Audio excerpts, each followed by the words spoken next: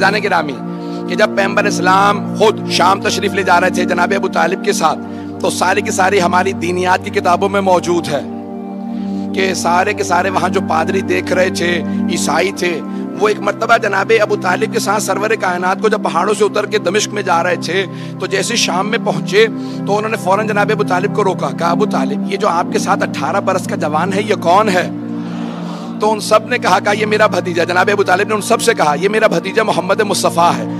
تو کہا کہ ہم نے ان میں وہ صفات دیکھی ہیں جو ہماری انجیل میں پائی جاتی ہیں۔ تو جناب ابو طالب نے کہا تم بتاؤ تمہارے پاس کیا لکھا؟ کہا بھی ہم نے دیکھا جب یہ اتر رہے تھے نا تو درخت ان کے سامنے جھک رہے تھے۔ توجہ توجہ توجہ، درخت ان کے سامنے جھک رہے تھے، محسوس یہ ہوتا تھا یہ سارے کے سارے پہاڑ ریزہ ریزہ ہو جائیں گے، سب چیزیں ان کے قدموں کے بوسے لے رہی تھی، اور یہ ساری کی ساری کائنات سے تسبیح کی آوازیں آ رہی تھی، لگتا ہے یہ وہ جو آخری نبی ہیں وہ یہی ہیں۔ عیسائی پادری دیکھے پہچان لے، اور جو آغوش میں پال رہے ہیں وہ نہیں پہچان رہے ہیں۔ عزیزان گرامی، وہ صفات تھی جناب سرور کائنات میں، یہاں تک کہ جب جناب فاطمہ بنت اسد مادر امیر المؤمنین مدینے آئیں تو صحابیات نے سوال کیا، جو بیویاں پیغمبر پہ ایمان لے کے آئی تھی، کہا ہے فاطمہ بنت اسد آپ نے سرور کائنات کو پالا ہے، کچھ بچپنے سے متعلق بتائیں گی؟ تو انہوں نے اتنے معجزات سنائے، میں صرف ایک معجزے کی طرف اشارہ کروں گا اگر سننا چاہیں گے سب حضرات، کہ دین حق کا جو پیشوا ہوگا اس میں صفات کیا ہونے چاہیے۔ تو کہا کہ رسول خدا کو بچپنے سے خرمے بہت پسند تھے، تو میں بہترین جو خرمے ہوتے تھے نا چن کے ان کے لیے رکھ دیتی تھی کہ جب گھر آئیں گے تو خرمے کھا لیں گے، کھجور کھا لیں گے۔ کہ ایک دن میری آنکھ لگ گئی، دوپہر کی گرمی تھی کیونکہ پیغمبر کو آنے میں دیر ہو گئی، تو جیسے پیغمبر گھر آئے تو اچانک کچھ دیر بعد میری آنکھ کھلی، کہا رسول خدا کے آنے کا وقت ہو گیا، تو آپ نام لیتی تھی، کہا کہ بھی محمد کے آنے کا وقت ہو گیا۔ کہا میں اٹھی فوراً صحن میں گئی کہ میں خرمے جو پک جاتے تھے وہ گر جاتے تھے وہ جمع کر لوں اور دھو کے رکھ دوں۔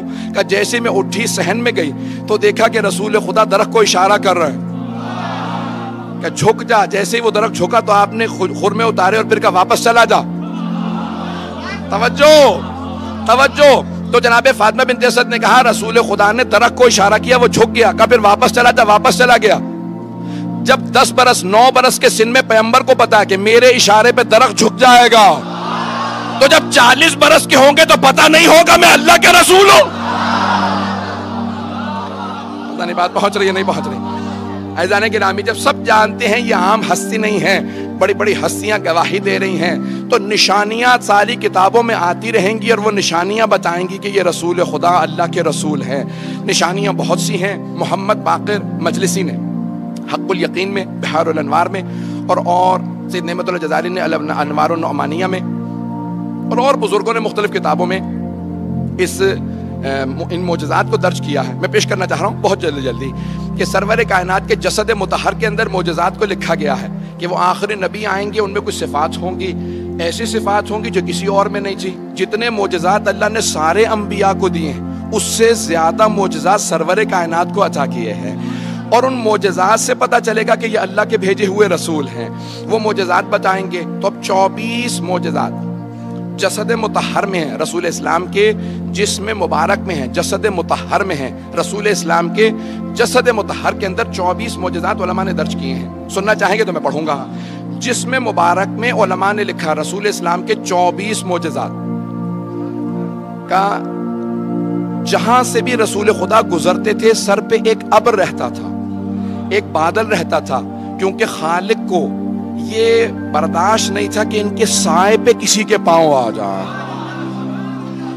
ان کے سائے پہ بھی کسی کے پاؤں نہ آئے۔ اب اگر کبھی کسی نواسے کو کاندھوں پہ سوار کریں تو پھر ماننا پڑے گا خالق کی اجازت تھی۔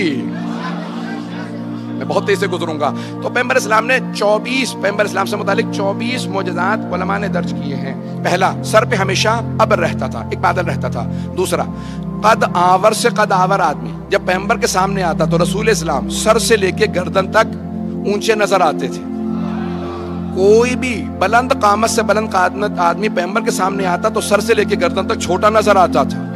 پیغمبر بہت زیادہ لمبے نہیں تھے لیکن وہ آدمی پھر بھی چھوٹا نظر آتا تھا۔ صحابہ کہتے تھے یا رسول اللہ یہ کیا ماجرا ہے؟ کہا میرے خالق کو منظور نہیں کوئی مجھ سے اونچا نظر آئے۔ اتنے لوگ ہیں یا نہیں؟ یہ دوسرا معجزہ بھی میں نے صرف پیش کیا ہے۔ تیسرا معجزہ علماء نے لکھا ہے کہا کہ آپ کا جو پسینہ تھا اس سے خاص خوشبو آتی تھی جو نہ کسی گلاب میں تھی، نہ کسی پھول میں تھی، نہ کسی عطر میں تھی. آپ کے پسینے سے خاص خوشبو آتی تھی. توجہ ہو، پسینے سے خاص خوشبو آتی تھی، جسم مطہر سے خاص خوشبو آتی تھی. ایسی خوشبو آتی تھی کہ جہاں سے آپ گزر جاتے تھے 1 سے 2 دن تک کافر و مشرک جب وہاں آتے تھے تو سونگ کے بتاتے تھے لگتا ہے محمد گزرے ہوں گے. تو دوسرا پوچھتا کیسے معلوم؟ کہ وہ جو خوشبو ان کے بدن سے آتی ہے نا وہ اس جگہ سے آ رہی ہے.